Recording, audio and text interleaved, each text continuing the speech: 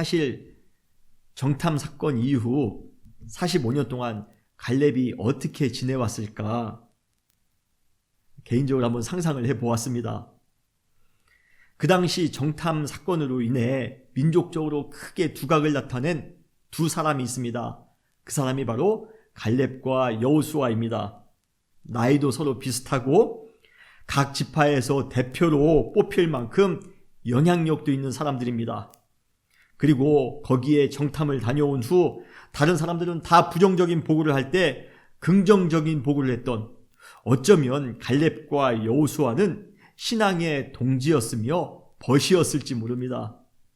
40일 동안 가나안 땅을 정탐하던 그러한 시기에도 둘은 서로 많이 의지했을 것이에요. 그리고 둘만 긍정적인 보고를 할 때도 서로가 한 마음이 되었을 것입니다. 그런데 그 이후 그 둘의 삶은 어떻습니까? 여호수아는 그 이후에도 계속 승승장구하며 역사의 중요한 순간에 매번 등장하는 주인공의 인생을 살아갑니다. 주연의 인생을 살아왔습니다. 반면에 갈렙은 어떻습니까? 45년 동안 한 번도 등장하지 않습니다. 갈렙의 존재감은 점점 잊혀져 갔을 것입니다. 만약 제가 갈렙이었다면 그 상황을 받아들이는 것이 힘들었을 것입니다. 우리 같으면 어떠셨을까요? 그 상황을 정말 잘 받아들일 수 있을까요? 누군가는 잘 나가고 있고 나는 그런데 매번 뒤처지며 살아갑니다. 누군가는 화려하게 살아가는 것 같은데 나는 점점 후퇴되는 삶을 살아가는 것 같습니다. 여러분, 우리가 그러한 삶을 제대로 받아들일 수 있을까요? 그런데 세상에는 그러한 상황이 너무 빈번하게 일어납니다.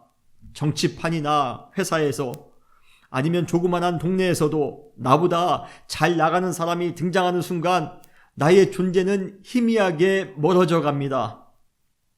심지어 교회에서도 이러한 일이 자주 일어납니다.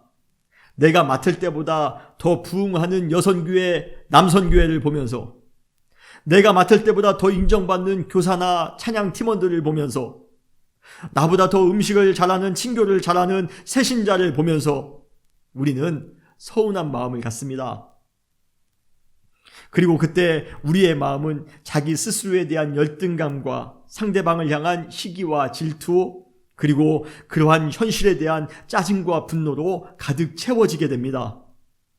그러한 대표적인 사람이 누구였습니까? 바로 사울 왕이었습니다.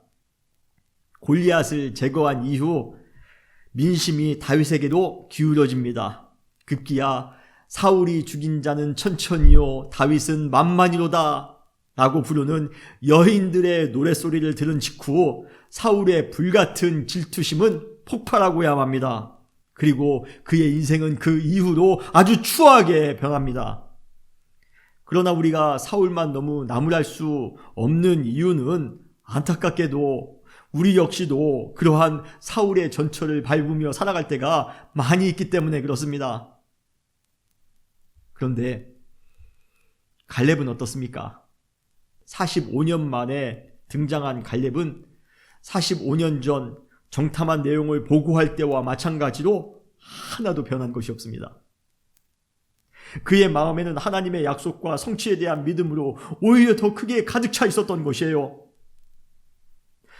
지난 45년 동안 역사 저편에서 아무도 알아주지 않는 삶을 살아왔지만 그럼에도 불구하고 하나도 변한 것 없이 한결같은 신앙을 유지한 채 다시 역사의 현장으로 돌아왔습니다. 오히려 더 뜨거운 신앙의 소유자가 되었던 것이에요.